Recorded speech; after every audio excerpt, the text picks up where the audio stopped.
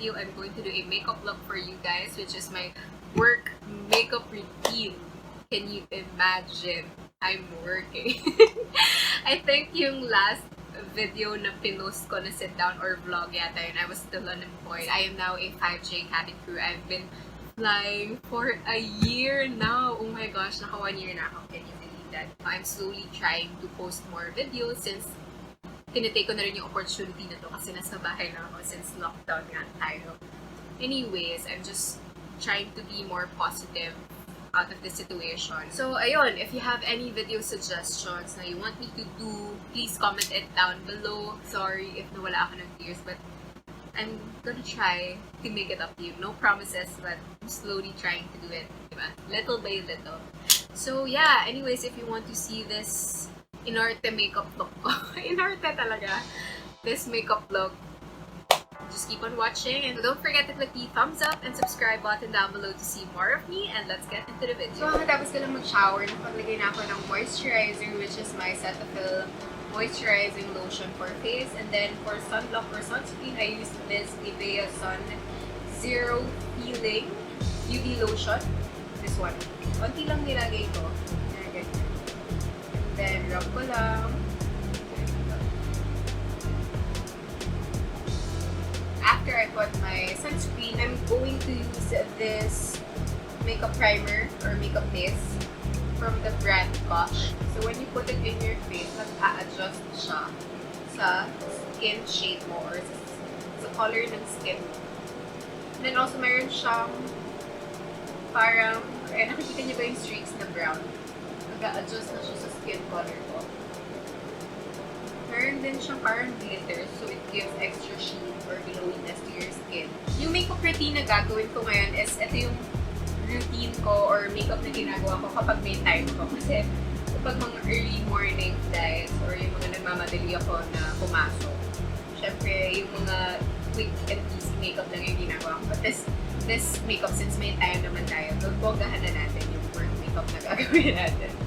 Ito yung mga usually ginagamit ko, the L'Oreal Infallible. I have this Maybelline Fit Me foundation, and also this one is Bourjois Air Matte Foundation. So, ito yung gagamitin ko. At yun ang ilalagay ko. Gonna dot it first. And sa mga darkness, or usually kung sa tinan ko ng highlight, since the shade is a bit light for me, I'm gonna use this Beauty Blender for blending the foundation. For concealer, I have two concealers. This is the, of course, Maybelline Fit Me na concealer.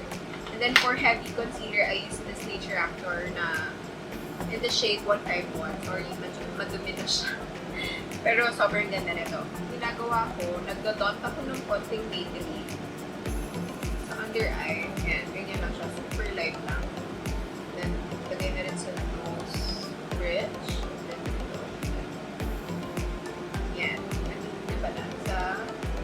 Ilalim ng nose kasi yan yung usually may redness ako. Okay, so after that, I'm gonna blend it first before I put the Nature Actor on top of it. And then I'm gonna put the Nature Actor concealer on top of it para lang mas mag-brighten up siya. Kapag yung mga days na ayoko mag-foundation, ito na lang yung ginagamit ko for my full face. Like concealer na lang para nga wala na masyadong layering na nagaganap sa face ko. So, okay, lalagay ko lang siya sa sponge ko.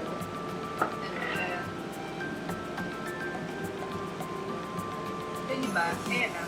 Ito niyo yung under eye ko dito sa right side. So, yung nalagay ko na. And then, ito yung left side. Look at that coverage. For powder, I use this Rimmel Stay Matte Powder Foundation. Nag-hit na ako na-hit ko na yung pan, pero inubos ko siya kasi sayang naman. My shade is 004 Sandstorm, and then yung isa ko pang shade is yung 005 Silky Beige yata yung name niya. Then, ito yung gamit ko ngayon. So, for bronzer, I use two products. This Ulta Contour Kit, and this Maybelline Crimson Bronzing Powder. Itong bronzing powder, ginagamit ko siya kung nagmamadali ako. And ito yung binabaon ko in life. But then, pag gusto ko ng mas defined na mga contour, ito yung ginagamit ko yung Ulta Contour Kit ko.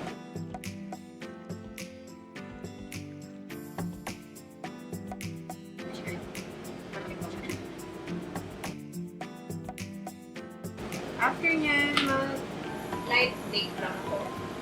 For baking, di naman siya like super bake.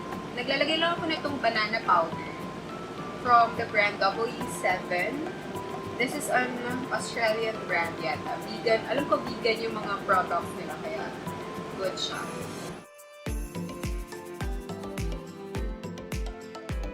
So for my eyes, I really love using this L'Oreal palette na eyeshadow palette, which is this L'Oreal Paradise na Enchanted. So, ang una kong ginagamit na shade is this light na brown shade.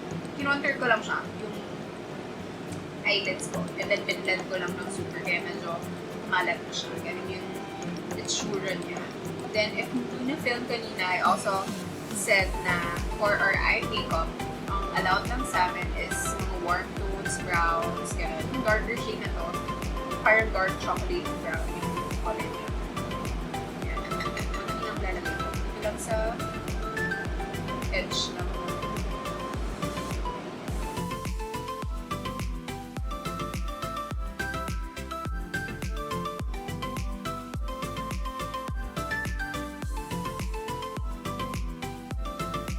the eyelids, lalagyan ko lang siya na itong pink shimmery shade and then also this yellowish tone na shimmer shade on top of it para lang mag-pop yung eyes natin.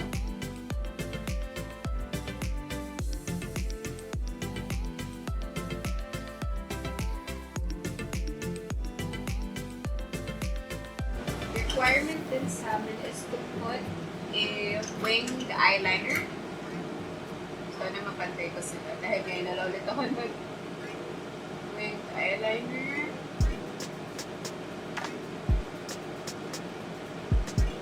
And hindi ako masyado like yung super exage na wing. Gusto ko yung natural lang siya tingnan. So, okay. I don't usually put mascara. Kasi kahit anong mascara na na-try ko na waterproof, nagsismudge talaga siya sa akin. Kaya sinutuan ko na. Talaga ako nagmamascara. Pero minsan, kapag mga tulad light lang naman, or mga quick lights lang, nagmamascara ako. Gusto ko lang yung extra, you know? So, ayan. For my brows, I'm gonna use this eyebrow pencil from Umuso, but I also love the Sunny's na brow pencil. Super ganda niya kasi sobrang nipis ng pencil niya. If gusto niyo ng super defined na brows, or yung hairline na magagawa, go for the Sunny's na eyebrow pencil. But then, ito, ginagamit ko siya since makapal siya. Mabilis siyang makaline. Pag nagmamadali ako, ito na lang.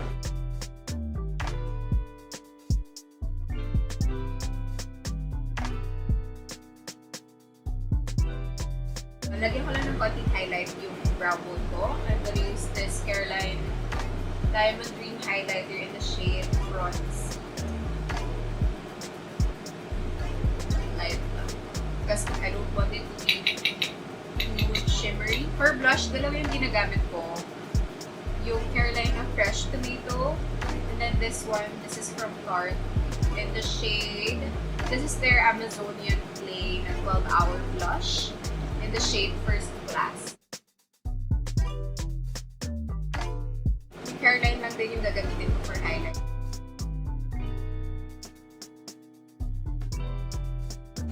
For the lips, warm tones lang din yung pwede, but we can't wear red shades. Medyo pinkish na nudish, pinkish na neutral shades lang pwede for the lips. Okay, so just gonna use itong nude nuance secret. Try ko to. Okay. Oh my gosh, look at that. For final touch, I'm gonna use this Rose Hydrating Mist. Okay, so So, this is the final look. Tinlansya ko lang yung hair ko paloob. So, medyo mahaba na siya. Papatrim ako bago magkapasok ulit. Anyways, ganyan siya. Pag short hair, usually kailangan maayos yung hair mo away from your face, and then lansya, and then come lower. Basta paloob siya, and then malinis din. Okay, so that's it for this video. I hope you guys enjoyed. Please don't forget to click the thumbs up and subscribe button down below to see more of me. And I'll see you in my next video. Bye!